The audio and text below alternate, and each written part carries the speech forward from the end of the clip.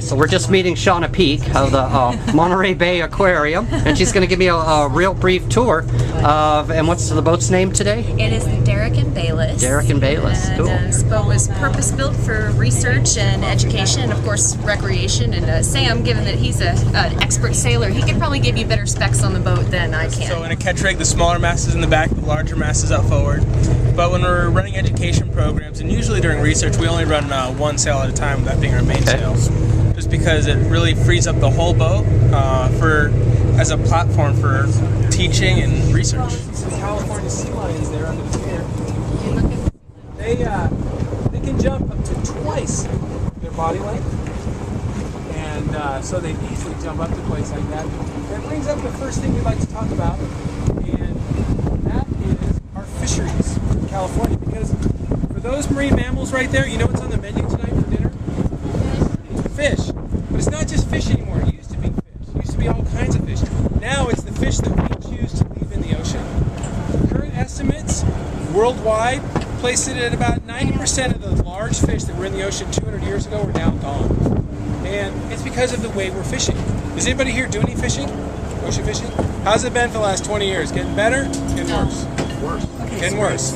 It's getting worse all the way around. I've been fishing here for most of my life, and fishing's definitely been getting worse. Except there's some bright spots here. Like, we've introduced the marine protected areas where you can only fish recreationally, not commercially anymore. All around those now, the fishing for the last 5 years has started getting a little better.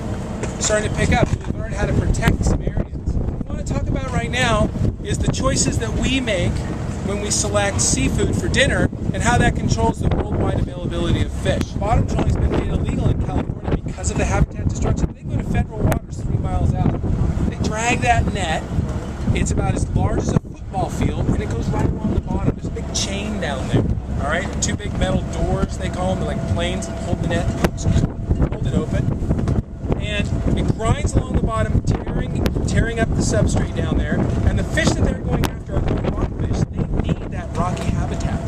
All right, that's where they need to grow until they get big enough to fend for themselves. They need to be able to hide in all that area. So by destroying that, and then also bringing up a huge amount of bycatch, that becomes an unsustainable fish. They bring up 4 to 5 tons of fish every 2 to 4 hours. Half of it is bycatch. Half of it are fish we don't like to eat, or some of these species we're trying to protect. So the legislation's not working. So we need to take it into our own hands to protect these fish by making sustainable choices. Fish that are caught in a way where somebody is keeping track of what's being caught, so there'll be something in the future for you and for your grandkids to eat. Yeah. Now the bycatch, do they sort through that and throw it back, or is it too late at that point? It's dead, but It's they dead. cannot bring it to market, so it's thrown back dead. Okay. That's the big problem. There are crabs weeded, things on the bottom. But the problem we have, especially with rockfish don't reach their maturity until 7 to 30 years. That's when they start reproducing. So we're catching them before they have a chance to spawn. And that's what's wiping out that species. Right here. So anyway, the drift kelp, it drifts along. It's still perfectly good. It's a habitat for marine animals. Grows under optimum conditions, 18 inches to 24 inches a day. So it's a really fast-growing plant. Even if the scimitar, that top part, the growing part, is off, the plant itself, it still gets larger. The blades can become larger because there's no place for the kelp to attach itself to where we are right now. It's sand. Wait, so is this kelp over there full of rocks? Is this the biggest kind of kelp? 800 to 1,000 different species of plants and animals in a kelp community. Pretty amazing.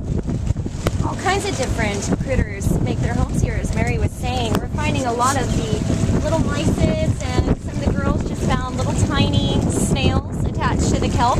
A lot of baby invertebrates, or animals without backbones, utilize the kelp as a place for shelter, especially in that holdfast, because that's a really good place to hide if you're a baby trying to grow up. A lot of seabirds out here resting on the surface, landing on top of the kelp bed, seeing if they can find a meal. And of course, everybody's favorite furry marine mammal, the sea otters.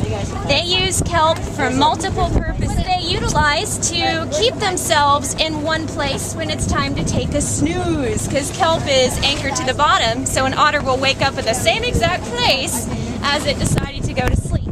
And also, kelp is a great place to put your bait in. And so what we're going to do is deploy the plankton net into the water, and then we're going to bring it back up, and we're going to see what we've actually caught. So this is going to give us a little snapshot of what's living in Monterey Bay today. I'm going to interrupt my end here.